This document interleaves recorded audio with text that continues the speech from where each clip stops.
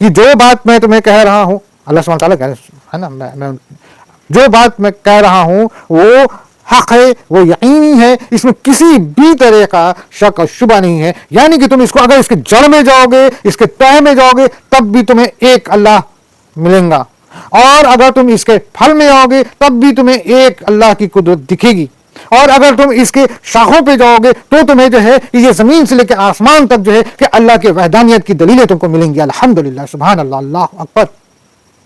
ایمان والوں کو اللہ تعالیٰ پکی بات کے ساتھ مضبوط رکھتا ہے کہ تم اپنے دلوں کو مضبوط کر لو، اپنے ایمان کو مضبوط کر لو، اپنے یقین کو مضبوط کر لو، اور بالکل اس مضبوطی پر اپنی زندگی جیو، اور اسی مضبوطی پر تم اپنے انجام کو پہنچو، چاہے تمہاری موت ہو، چاہے تمہارا کوئی بھی طرح کا معاملہ پیش آئے. ایمان رکھو، مضبوط رکھو. بے شک میرا اللہ ہے، بے شک وہ تمام کائنات کا مالک ہے، بے شک وہ رب العالمین ہے، بے شک تمام طاقتیں اسی کی ہیں، بے شک وہ تمام قدرت کا مالک ہے، بے شک ہمیں اس کے سامنے حاضر ہونا ہے، بے شک اللہ کے رسول سچے ہیں، بے شک اللہ کی کتاب یعنی قرآن پاک سچی ہے. الحمدللہ. آگے دنیا کی زندگی میں بھی اور آخرت میں بھی ہم کو یہ کام آئے گا اگر ہم اسی ایمان اور اسی مضبوطی کے ساتھ اور اسی توحید کے ساتھ اپنی زندگی گزارتے ہیں. اب اللہ یہاں پہ دوسری بات کیا کہتا ہے؟ ہاں، نا انصاف لوگوں کو اللہ بہکا دیتا ہے اور اللہ جو چاہے کر گزرے. اللہ نے یہ بات کہی، یعنی کہ ہم نے ایمان تو رکھنا ہے مضبوطی کے ساتھ، اور ہمیں انصاف والا ہونا ہے. ہمارا اعمال بھی جو ہے بہتر ہونا ہے، ہمارا کردار بھی جو ہے بہتر ہونا ہے، ہمارے حقوق کی تمام ہمیں ادائیگی بھی بہتر طریقے سے کرنی ہے.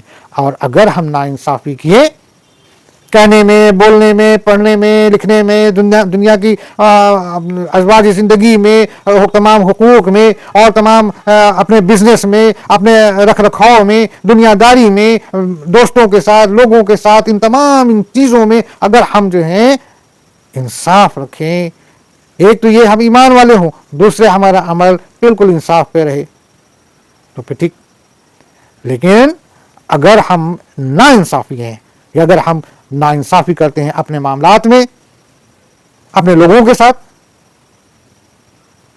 اور کہنے میں، بولنے میں، یعنی کہ توحید میں، جہاں پہ ہم کو فائدہ سمجھ میں آیا وہاں پہ ہم توحید کی بات رکھ رہے ہیں، جہاں پہ فائدہ سمجھ میں نہیں آیا وہاں پہ توحید نہیں رکھ رہے.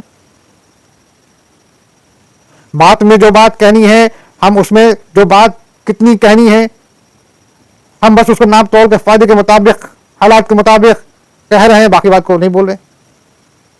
اسی طریقے سے اپنے عمل میں، دنیاوی عمل میں، دنیاوی معاملات میں ہم کچھ پہ مان یقین کر رہے، کچھ پہ یقین نہیں کر رہے. اگر ہم ناانصافی اس طریقے سے کریں گے اور اس طریقے سے اپنی دنیا گزاریں گے تو اللہ اس چیز پہ قادر ہے، اللہ اس پہ قادر ہے. اللہ کہہ دیا کہ ہم قدرت رکھتے ہیں، ہم طاقت رکھتے ہیں کہ ہم جو ہے کہ تم کو پھر ہم بہکا دیں گے، تم کو ہم آزمائش میں پھنسا دیں گے. اللہ سبحانہ تعالیٰ سے دعا ہے کہ اللہ تعالیٰ ہم کو اس آزمائش میں نہ ڈالے کہ ہم بہک جائیں اور اللہ ہم کو گمراہ کر دے. اللہ سے دعا ہے اللہ تعالیٰ ہمیں ہمیشہ اپنے ہدایت میں رکھے، ہمیشہ اپنے رحمت کے سائے میں رکھے، ہمیشہ جو ہے کہ دین پر چلنے کی اور دین سے راغبت بنانے کی اور دین پر جینے اور مرنے کی اللہ تعالیٰ جو ہے کہ ہمیں قوت دے اور یقین دے، ہمارا ایمان ویسا بناوے. آمین.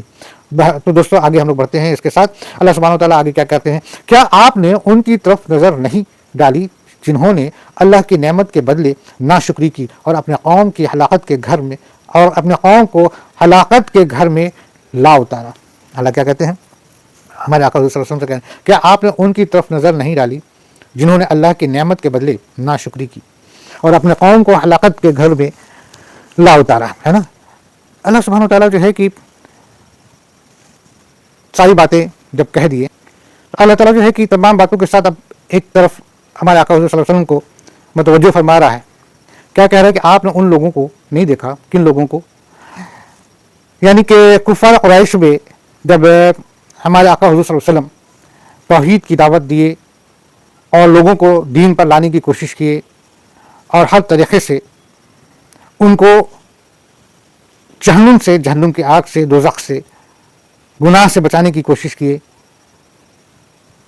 تو جو لوگ ایمان لے آئے تو وہ لوگ تو شکر ادا کیے کہ بھائی وہ بڑے غفلت میں جی رہے تھے، گمراہی میں جی رہے تھے، گناہ میں جی رہے تھے، اور اگر اسی میں وہ ختم ہو جاتے تو وہ بھی دوزخ میں چلے جاتے. لیکن جو لوگ ایمان نہیں لائے، جو اللہ کے رسول کو انکار کی، ان کے باتوں سے انکار کی، یہاں تک کہ ان کے سامنے جنگ پر آمادہ ہو گئے، ان کو طرح طرح سے جو ہے کہ پریشانی اور ان کو تمام طریقے سے جو ہے کہ ان کو آزمانے اور ان تمام طریقے سے ان کو ذلیل کرنے کی کوشش کی. تو وہ لوگ کے سامنے اللہ نے اتنا بڑا موقع دیا تھا کہ اللہ نے ان کی زندگی میں، ان کے شہر میں، ان کے گھر میں، ان کے بہت نزدیک میں اللہ نے اپنے رسول کو بھیجا کہ ان کو سمجھاؤ، اور وہ انکار کر گئے. انکار کر کے وہ کہاں جائیں گے، وہ کون سی جگہ پہ جائیں گے؟ ظاہر سی بات ہے کہ وہ جو ہے کہ اسی دوزخ میں جائیں گے جس دوزخ کا اللہ نے ذکر کیا قرآن میں. انہوں نے اپنے آپ کو ہلاکت میں ڈال دیا. ورنہ سچ کیا ہے؟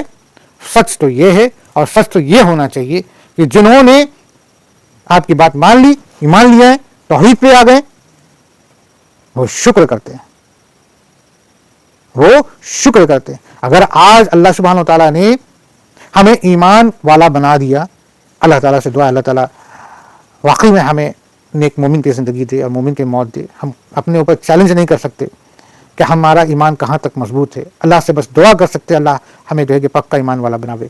تو بہرحال تو آج اگر اللہ نے ہمیں دین اسلام سے جو ہے کہ ہمارے دلوں کو اگر منور کیا ہے تو بے شک اللہ کا شکر ہے، تو بے شک اللہ کا شکر ہے. اور یہی ہے کہ اللہ کا ہم کو شکر کرنا ہے کہ اللہ نے ہمیں یہ نعمت دی.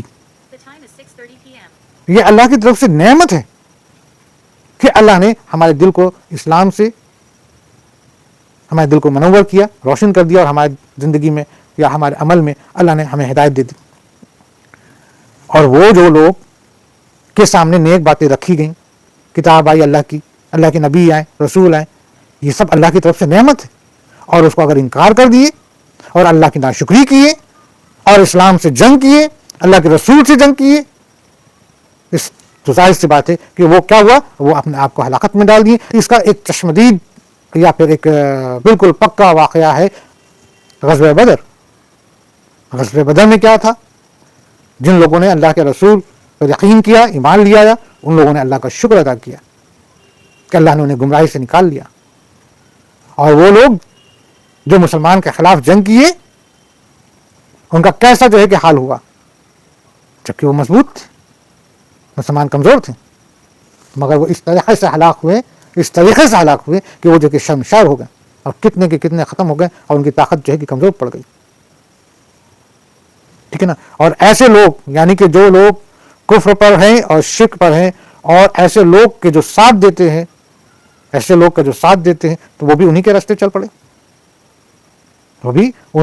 پڑے، اور پھر وہ لوگ پھر جہنم میں کہیں گے، دوزخ میں کہیں گے اپنے ان لوگوں سے جن کے ساتھ انہوں نے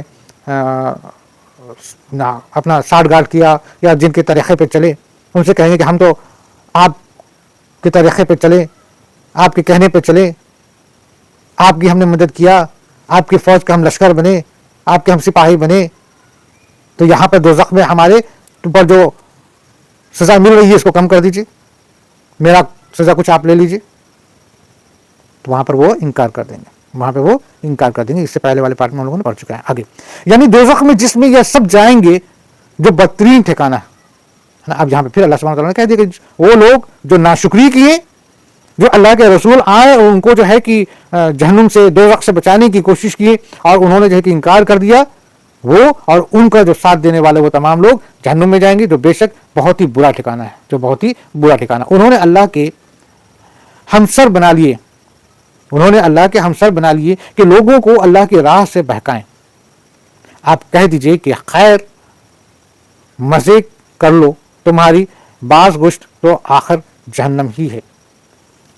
اللہ سبحانہ وتعالیٰ کہتے ہیں انہوں نے اللہ کے ہمسر بنا لیا، بھائی شریک کسی اور کو بنا لیا، اور انہوں نے سوچا کہ بس ان سے ہماری مراد حاصل ہو جائے گی، ان سے ہماری ضرورتیں پوری ہو جائیں گی، یہ خدا ہے نعوذ باللہ. تو انہوں نے اللہ کے ہمسر بنا لیا کہ لوگوں کو اللہ کی راہ سے بہکائیں، اور لوگوں کو جو ہے کہ اللہ کے خلاف بہکائیں، لوگوں کو جو ہے کہ بری باتیں بتا رہے ہیں، جو اس حق کے خلاف باتیں بتا رہے ہیں، جو دین کے خلاف باتیں بتا رہے ہیں، تو وہ سب جو ہے کہاں جائیں گے؟ جہنم میں جائیں گے. اور ان سب کے لیے اللہ سبحانہ تعالیٰ دنیا میں کیا کہہ رہا ہے کہ آپ کہہ دیجئے کہ خیر مزے کر لو، تمہاری جتنے بھی مزے کرنا ہے تم دنیا میں کر لو، تم دنیا میں کر لو، آخر میں تو تم نے جہنم جانا ہے، آخر میں تمہیں جہنم جانا ہے۔ اللہ کے رسول کو اللہ سبحانہ تعالیٰ نے یہ میسج ان لوگوں کے لیے پہنچا دیا، اللہ اپنے رسول سے ان لوگوں کے لیے میسج پہنچا دیا جن لوگوں نے اللہ کا شریک بنایا، ٹھیک ہے نا، اور جن لوگوں نے جو ہے کہ اللہ اور اللہ کے رسول کی نافرمانی کیا۔ کیا کہہ دیا کہ تم لوگ کو دنیا میں جتنے مزہ کرنا ہے کر لو، پھر آخری ٹھکانہ تو تمہارا جہنم ہے۔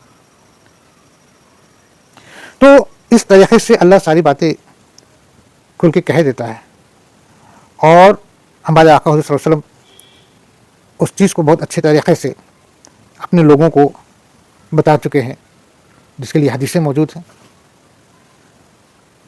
دراصل میں سوچ یہ رہا تھا کہ کچھ باتیں اور کی جاتی موت کے متعلق جو حدیث سے موجود ہے، جسے ہمارے آقا حضرت صلی اللہ علیہ وسلم نے بخوبی بہت بہترین طریقے سے بتایا ہے۔